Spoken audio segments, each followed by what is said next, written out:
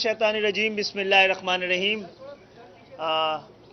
मुअज़्ज़िज़ साफ़ी हज़रात, cameraman, अस्सलाम वालेकुम।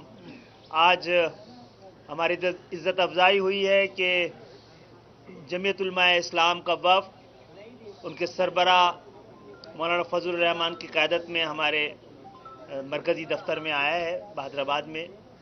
हम इनका शुक्रिया अदा करते हैं और उनको खुशामदीद हमने कहा, और मौजूदा हालात पर इनके और हमारे दरमियान बड़ी हम आहंगी पाई जाती है।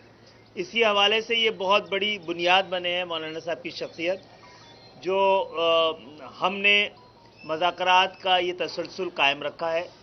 और मैं मौलाना साहब से दरख्वास्त करूँगा कि आप आज कराची की मीडिया से बात करें, फिर मैं। बिस्मिल्लाहिर्रहमानिर्रहीम, नहमदुहु व नुसल्ली अला रसूलिहिल करीम। आप जानते हैं कि पाकिस्तान के अंदर इस वक्त जबकि हुक्मरानों के ख़िलाफ़ अदम एतमाद की तहरीक कौमी असम्बली में पेश हो चुकी है, तो मुत्तहिदा कौमी मूवमेंट के साथ हमारे मुज़ाकरात चलते रहे हैं। इस्लामाबाद में भी मुलाकातें हुई हैं, और आज जब मैं यहाँ कराची आया तो मैंने ज़रूरी समझा कि मैं उनके मरकज़ में हाज़िरी दूँ। गुफ्तगू तो जैसे कि खालिद मकबूल साहब ने ख़ुद ही फरमाया कि हम आहंगी पाई जाती है, मैं कहता हूँ हम आहंगी नहीं, भरपूर हम आहंगी पाई जा रही है। और मैं यहाँ से मुकम्मल तौर पर मुतमईन होकर जा रहा हूँ। ये और बात है कि MQM को शायद एक आध दिन फॉर्मल ऐलान करने में लग जाए, तो इतना तो होता ही है। तो इस एतबार से इंशाअल्लाहुल अज़ीज़ अदम एतमाद की तहरीक की कामयाबी यकीनी है, और उसमें जो हुकूमत के इत्तेहादी और हलीफ जमातें हैं, सबके साथ हमारे राब्ते हैं, सबके साथ हमारी गुफ्तगू चल रही है। और दो में से एक फ़ैसला तो हो चुका है कि अब उनके हलीफ उनके साथ नहीं रहे, और हमारे साथ फ़ैसला करने में शायद इसका बाकायदा ऐलान करने में कुछ वक्त एक आध दिन और लग जाए। तो वो मुकम्मल तौर पर तनहा हो चुका है, और आप देख रहे हैं जिस तरह की वो या उसकी जमात के लोग मीडिया के ऊपर जलसों में जो ज़बान इस्तेमाल कर रहे हैं, ये किसी शरीफ इंसान की ज़बान नहीं हो सकती। और मैं नहीं समझता कि इतने बड़े मनसब पर ऐसे लोगों का होना, हमारी राय बिल्कुल सही थी कि ये उन मनासिब की बेतौकीरी है। आज जब ये लोग कहते हैं अमर बिल मारूफ का लफ्ज़ बोलना भी उनको नहीं आता, और पूरी आयत तो सिरे से नहीं आती कि ये कहाँ लिखा हुआ है कुरान में और कौन सी आयत में है, और आयत कैसे पढ़ी जाएगी। ताज्जुब मुझे इस बात पर है कि जो सरतापा मुनकर है वो अपने आप को मारूफ कह रहा है।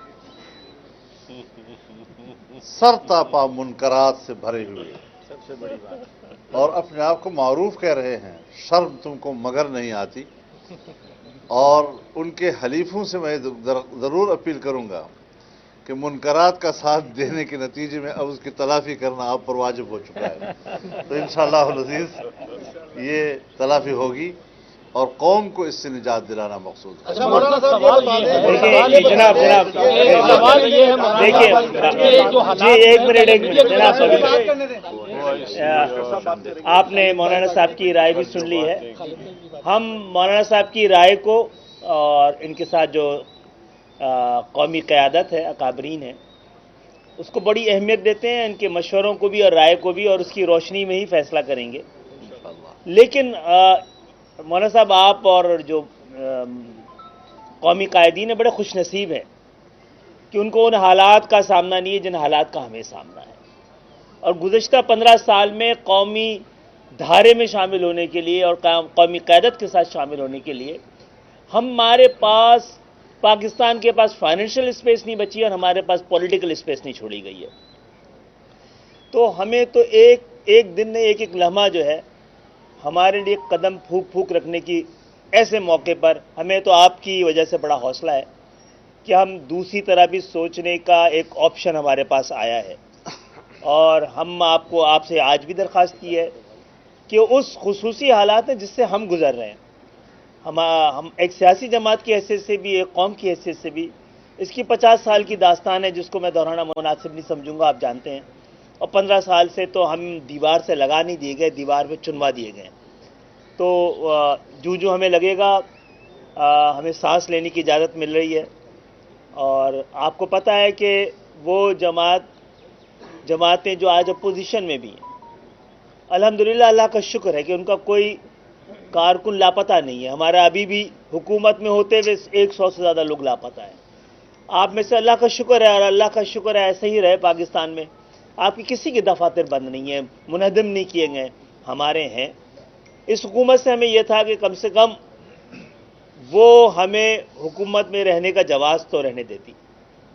اگر ہمیں پتہ لگے کہ بہت سارے معاملات میں وزیر اعظم کے پاس اختیار ہی نہیں ہے تو پھر ایسی جمہوریت، اور ایسی جمہوریت جس کے ثمرات عام پاکستانی تک نہ پہنچیں، اس کو کرنے کا ہمیں بھی شوق نہیں ہونا چاہیے. لیکن آپ آئے ہیں اور ہمیں امید ہے کہ آپ کے ذریعے اور آپ کے تجربے سے پاکستان جن مشکلات میں آج کھڑا ہے ان سے نکلنے کے لیے ہم آپ کا اور آپ ہمارا ساتھ دیں گے. مولانا صاحب یہ بتا دیں کہ عمران خان نے یہ کہا کہ موجودہ حالات کا ذمہ دار جو ہے وہ میڈیا ہے.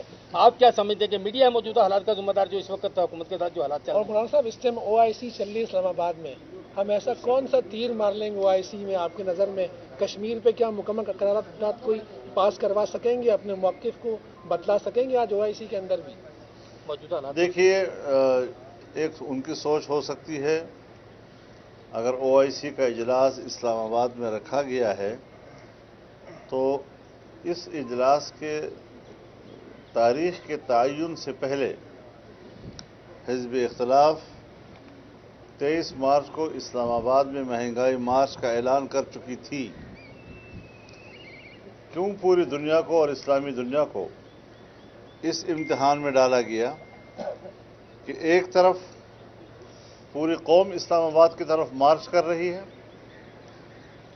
دوسری طرف اس کے خلاف عدم اعتماد آ چکی ہے. یعنی اب وہ قوم کا نمائندہ نہیں ہے، اور ان حالات میں وہ پوری قوم کو، لانگ مارچ کو، عدم اعتماد کی تحریک کو باہر کے مہمانوں کے ذریعے کاؤنٹر کرنے کی کوشش کر رہے ہیں. ایسے وقت میں بھی ہم مہمانوں کو خوش آمدید کہتے ہیں. مہمان کا احترام ہم پر لازم ہے. ہم انہیں حکومت کا مہمان نہیں، قوم کا مہمان اور پاکستان کا مہمان سمجھتے ہیں. اور اسی وجہ سے ہم نے 23 مارچ کی بجائے 25 مارچ کی شام کو مارچ کے قافلے اسلام آباد میں داخل ہونے کی ہدایات دی ہیں.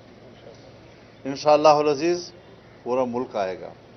دیکھنا یہ ہے کہ پاکستان کا کون سا وہ بدبخت شہری ہے کہ جو عمران خان کے ساتھ کھڑا ہوگا اور اس بات کا ثبوت دے گا کہ میں اس ملک کی تباہی میں عمران خان کا ساتھ دے رہا ہوں.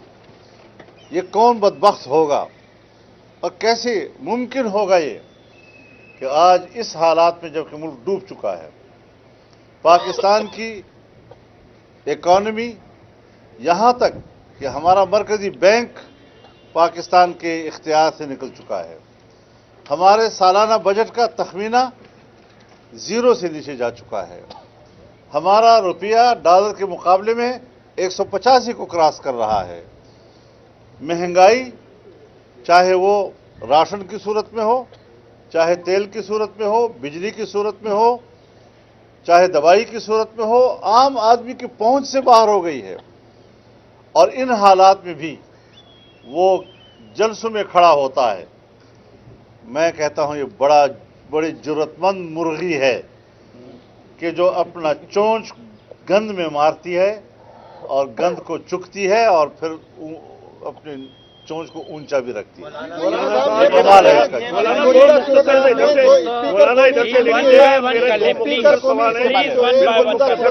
پہلے تو آپ مولانا یہ بتائیں آپ کہ جو دھمکیاں دے رہے ہیں 3 لوگوں کو جو دھمکیاں دے رہے ہیں کہ اس کے بعد عدم اعتماد اگر قائم نہیں حکومت نے دھمکی دی ہے تو اس کی آپ نے کیا سوچا کہ کس طرح نمٹیں گے؟ دوسرا یہ ہے کہ جب وزیر اعظم جائیں گے تو سوچ یہ آ رہی ہے کہ وہ جب خود نہیں کھیلیں گے وہ کسی کو کھیلنے نہیں دیں گے، سسٹم ڈی ریل کی طرف نہ چلا جائے، تو اس حوالے سے آپ کیا سوچ رہے ہیں؟ میرے خیال میں تحریک انصاف کے اراکین سندھ اسمبلی یہ بھی اعلان کر رہے ہیں کہ انصار الاسلام کے مقابلے میں وہ اپنی ایک فورس تیار کریں گے اور اپنے اراکین کو تحفظ فراہم کریں گے، کیا کہیں گے آپ؟ حضرت بات یہ ہے کہ ہر پارٹی وہ اگر ایک رضاکاروں کی تنظیم رکھنا چاہتی ہے تو رکھے، اور ہیں. انہوں نے جو ٹائیگر فورس بنائی ہوئی ہے اس کے مقابلے میں ہمارے تو خادم ہیں. ہر پارٹی کے پاس کارکن ہوتے ہیں، وہ ان کے جلسوں کو کنٹرول کرتے ہیں، اس کے نظم کو برقرار رکھتے ہیں، وہاں دریا بچھاتے ہیں، سٹیج لگاتے ہیں، پانی پلاتے ہیں لوگوں کو. اس خدمت میں جو تنظیم ایک پارٹی کے دستور کا حصہ ہے، وہ دستور جو الیکشن کمیشن میں رجسٹرڈ ہو چکا ہے، اس طرح کے سوالات پیدا کرنا کہ چونکہ یہ مذہبی لوگ ہیں، چونکہ یہ داڑھی پگڑی والے لوگ ہیں، آج کل بڑی آسانی سے ان کو نشانے پہ رکھا جا سکتا ہے، جلدی سے ان کی نسبت دہشت گردی کی طرف کی جا سکتی ہے. اب جو انہوں نے دھمکیاں دی ہیں کہ پھر تم سے کوئی شادی نہیں کرے گا، تو پھر شادی نہیں کرے گا والا انجام تو خود اپنا دیکھ لے، باقیوں کی بات تو بعد میں کرے.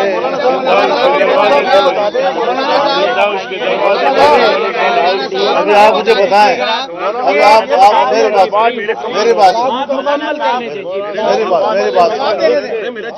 پھر آپ مجھے دیکھیں کہ سندھ اسمبلی کے اوپر، سندھ ہاؤس کے اوپر جو انہوں نے حملہ کیا ہے، یہ کس شرافت کا نام ہے؟ لاجز میں اگر 10 رضاکار موجود تھے، 10 اور 10 کو 70 بتایا گیا جھوٹ بول کر، اور 10 اپنے ممبران پارلیمنٹ کے ساتھ ایک لاج کے اندر موجود ہیں، منقسم لاجز میں بھی نہیں، اور ایک ڈرامہ رچایا گیا کہ یہ تو پتہ نہیں کوئی ہلہ بول گئے تھے جیسے انہوں نے لاجز پہ قبضہ کر لیا تھا. لیکن میں شکر گزار ہوں ان تمام سیاسی جماعتوں کا کہ جنہوں نے اس موقع پر یکجہتی کا مظاہرہ کیا، بھرپور طور پر کیا، اور انہوں نے جو وہاں دہشت گردی کی، دروازے توڑے، وہ کس زمرے میں آئیں گی؟ کیا دنیا اس کا نوٹس لے گی یا نہیں لے گی؟ میری بات ایم کیو ایم سمیت جو حکومت کے اتحادی ہیں وہ فیصلہ کرنے میں دیر کیوں لگا رہے ہیں؟ کہیں یہ آپ کے ساتھ ڈبل گیم تو نہیں کھیل رہے؟ یہ مجھے بتا دیں. اور اس کے ساتھ ساتھ اسپیکر قومی اسمبلی کا کیا کردار ہے؟ کیونکہ کہا جا رہا ہے کہ وہ 25 کو اجلاس بلائے گا اور کچھ بھی نہیں کرے گا، وہ آئیں بائیں چائیں ہو جائے. اس میں ایڈ یہ کر لیں کہ پیپلز پارٹی نے جو مطالبات مانے ہیں ایم پاکستان سے، تو آپ گارنٹی لیں گے زرداری صاحب ان کو عمل درآمد کروائیں گے؟ دیکھیے بات یہ ہے کہ کچھ چیزیں اعتماد کے طور پر کی جاتی ہیں. 14 سال میں تو اختلاف رہا، 14 سال میں شکایتوں کا تبادلہ رہا، لیکن حالات بدلتے ہیں، اور بدلتے ہوئے حالات کچھ نئی تعلیمات دیتی ہیں، نئی راہیں دیتی ہیں. آج جب دونوں جماعتوں کے درمیان رابطہ ہو چکا ہے، ان کی ٹیمیں ایک دوسرے کے ساتھ بیٹھی ہوئی ہیں، اور پیپلز پارٹی نے یہ اشارہ دے دیا ہے کہ ہم ان کے مطالبات تسلیم کرنے کو تیار ہیں، اور بلدیات کے نئے ترمیمی بل میں ہم ان کے مطالبات کو سمونے کے لیے تیار ہیں، تو اس کے بعد تو میرے خیال میں بحث ختم ہونی چاہیے. ہاں جی، آپ بھروسہ کرتے ہیں؟ ظاہر ہے بھروسے کی بہت دنیا چلتی ہے. اگر بھروسہ نہ ہو تو میں یہاں کھڑا نہ ہو سکتا.